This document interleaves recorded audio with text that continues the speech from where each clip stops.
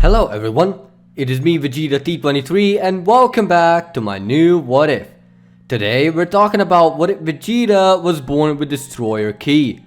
Before I start, I'd like to mention that I created a Discord server for you to join. The link is in the description of this video, so if you'd like to join in and talk to me and the rest of my fans, it's there. I'd also like to mention that I created an Instagram so you can survey my very uninteresting life. I mainly post Osu stuff. Now back to the video. In the last part, we discussed how Vegeta has spent his time being a god of destruction and how everything escalated from there. Seeing that Frieza got revived got him a bit worried, but seeing Frieza is doing nothing made him ease up.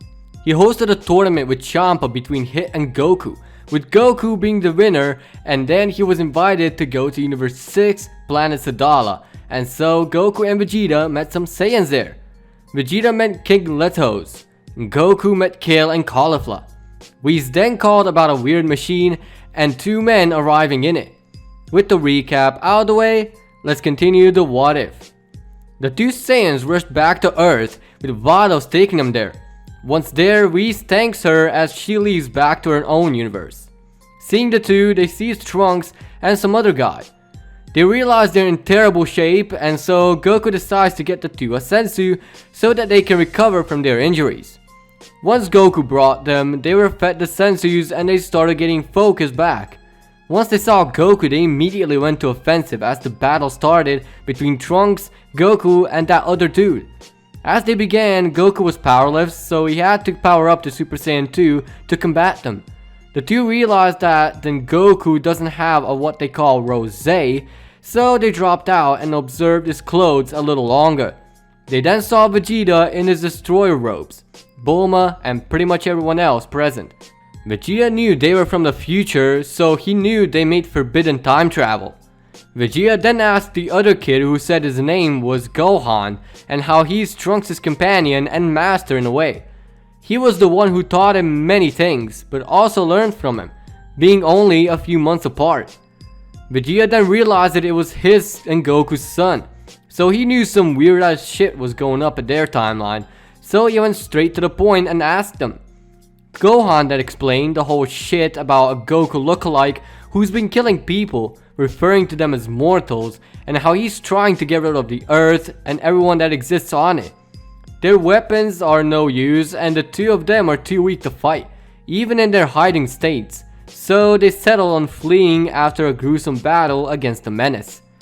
Vegeta then understood the situation, but also told them they could cross the line with time travel shit and how they have to repay the debt with a win against their nemesis in order to repay their own shit.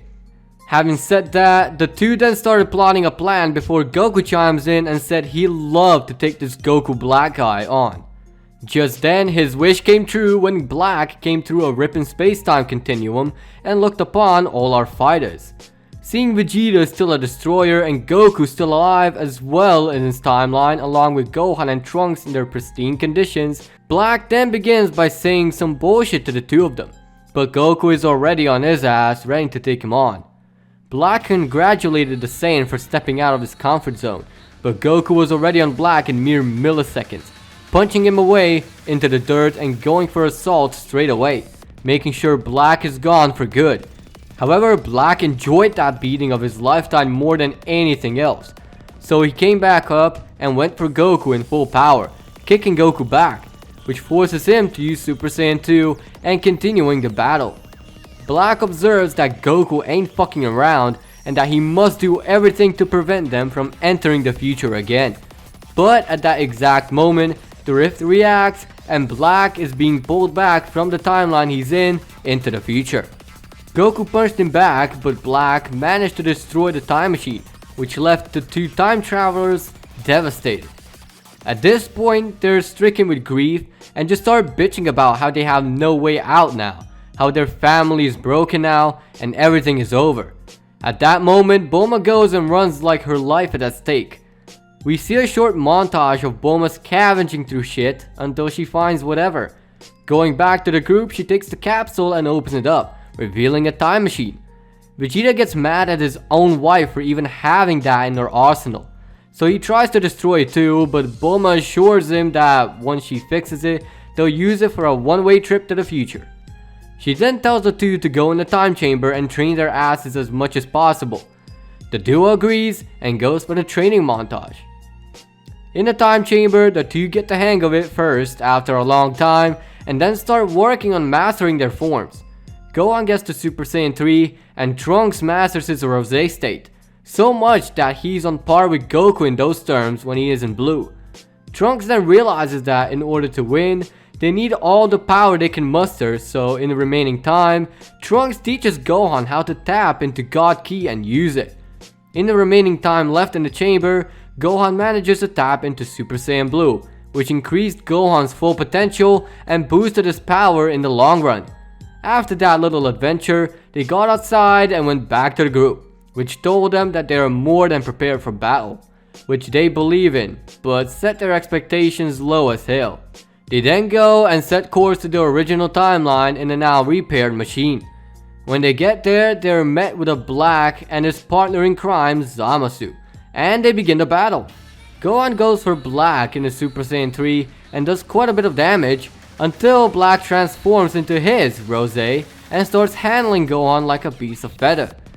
Gohan then goes blue and massively surpasses Black, all while Trunks is handling Zamasu his ass. Gohan was then backed into a corner and told exactly how they took his father's body without any remorse. That made Gohan lose his shit more than his father in canon, as he exploded in a bright flash of light. He has transformed into Super Saiyan Blue Evolution and then started to deal shit to both Black and Zamasu, as Trunks was weirded out as to what's going on. Gohan dealt those cards the entire time he was in that state, but once Black was powerful enough and Gohan lost all his stamina, it was just Trunks against the two menaces, which in turn made him flee the fight, along with Gohan on his shoulders. Once they returned to the present, Vegeta was surprised they couldn't succeed. Gohan was badly wounded and tired out, so he was put on recovery since they were fed the last senzus when they first came here. Trunks was also put on recovery for a bit before he went outside again to talk his father into fighting alongside him. Vegeta told him a destroyer is forbidden to travel to time and is risking a hefty fine, allowing the two idiots for crossing over here in the first place. Trunks then told his dad that it's the best chance they have to win this whole charade.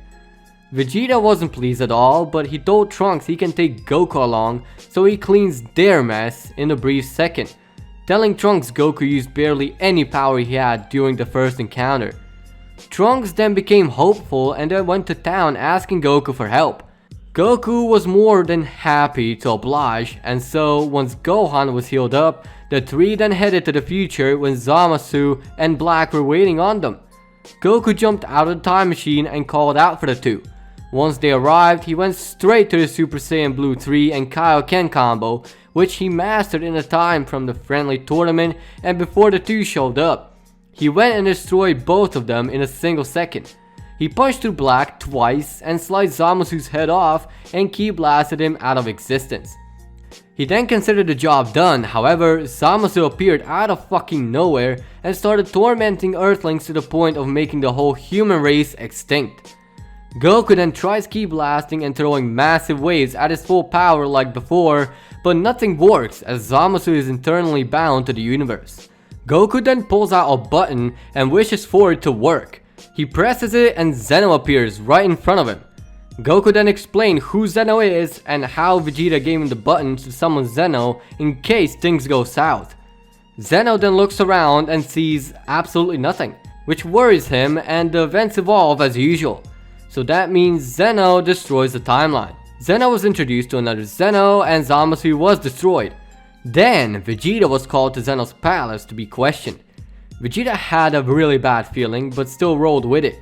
When he met up with Aishinkan, he stated that time traveling and consulting those who did is an offense and that could pose a threat.